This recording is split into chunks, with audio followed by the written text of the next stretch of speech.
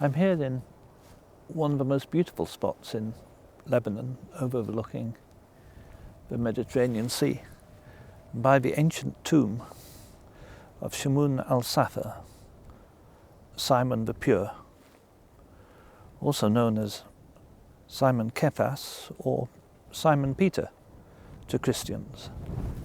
I know that may come as a surprise to many Christians who believe Simon Peter is buried under the Basilica of St. Peter's in Rome, but local tradition among both Muslims and Christians locally is that he didn't go to Rome.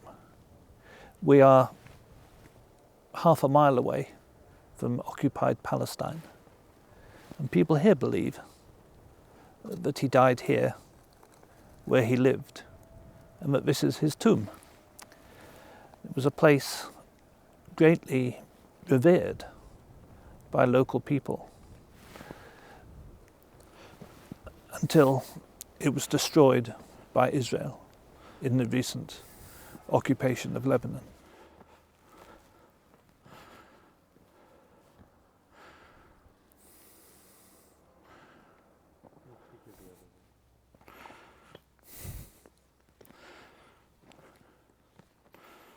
Now this blue shield symbol will have been placed here by the United Nations, and it's a sign that under the Hague Convention this is a protected heritage site of international importance and should not be damaged in war. And then look around us.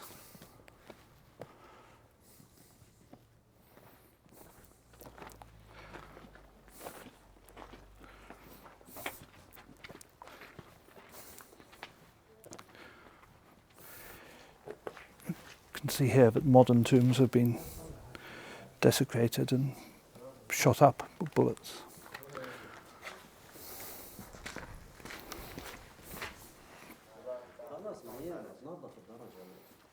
Hello.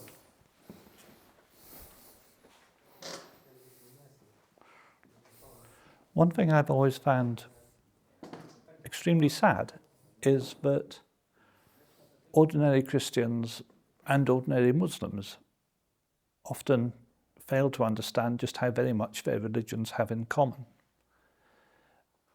Many Christians, for example, don't realize that Jesus is an extremely important prophet in the Islamic religion.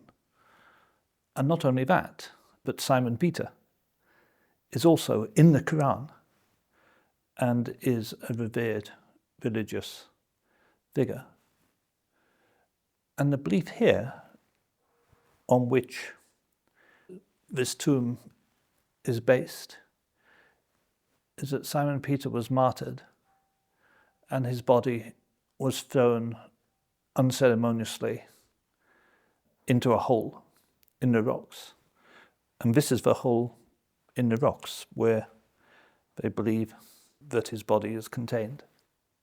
It was covered in an ornate covering, but if you look around, you will see this place is very, very fire blackened, and the Israelis set fire, burnt down this whole shrine. You can see over there the books, which are very blackened. Fortunately, some of the books survived. Simon was, of course, Jesus' first and most senior disciple, and Catholics believe he became the first pope. Christians mostly remember that Jesus renamed him as Peter. He was called Simon Peter.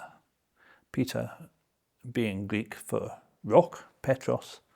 And Jesus said, "You are the rock upon which I will build my church."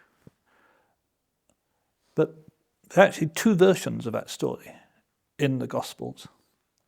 And the one, I think in John, one's in Matthew, one's in John, I think. And I think it's the one in John, says that Jesus renamed him Kephas, which in translation means Peter. And that's undoubtedly true, because Jesus was from around here and he was an Aramaic speaker. And the word for rock in Aramaic is Kepha. In fact, of course, Jesus would naturally, being born in Bethlehem at that time have been an Aramaic speaker, but one of the ways we know for sure that he was an Aramaic speaker was that passage in the Bible where it says Jesus renamed him Cephas, which is in translation Peter. And Simon is also referred to as Cephas in one of the letters of St. Paul's, I think the first letter to the Corinthians. So Simon was named Cephas, Peter, became a major saint, of course, to Christians, but is known by the linguistically related name of Safa, Al-Safa, to Muslims. And Safa is related to the Aramaic Cephas. And online, I've seen it tells me that Safa has the dual meaning of both the pure, which is how most Muslims think of Simon, Simon the pure, but also Safa, Al-Safa has another meaning of rock. Having said that, I've seen that online, and it's actually what AI tells me as well. But I've tried it on a couple of Arabic-speaking friends here, and they're slightly bewildered. They're not aware of Safa meaning rock. Maybe it does, maybe it doesn't. It's also a story that has a personal interest for me because my name, Craig, is also Scots Gaelic for rock. In fact, Craig is exactly the sort of rock that Jesus would have meant. You could build a church on a Craig. You couldn't build it just on a piece of stone. So that's the story of Simon Peter. It's a story of a religion that should unite Christians and Muslims. And it's also a story of horrid desecration. To me, it doesn't actually matter where he is buried. This is genuinely a very, very, very ancient tomb. Equally, they have found bones of the right age actually under St. Peter's. He could be in one place, he could be on the other. Where his bones are doesn't really matter to me, but what this should be about is a story of religious toleration and a belief that brings you together. And it is horrifying that this ancient tomb has been destroyed. But it would take a huge effort, despite there's also been a lot of explosive used here. It would take a huge effort to destroy something as solid as this. Although the surroundings have all been destroyed, this is an extremely solid building, hewn from massive rock stones and being right into the mountainside. So the place has survived, it will be refurbished, and it will operate again.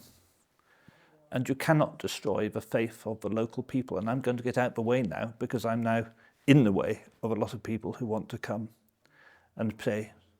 And I wish them and I wish you peace. Thank you.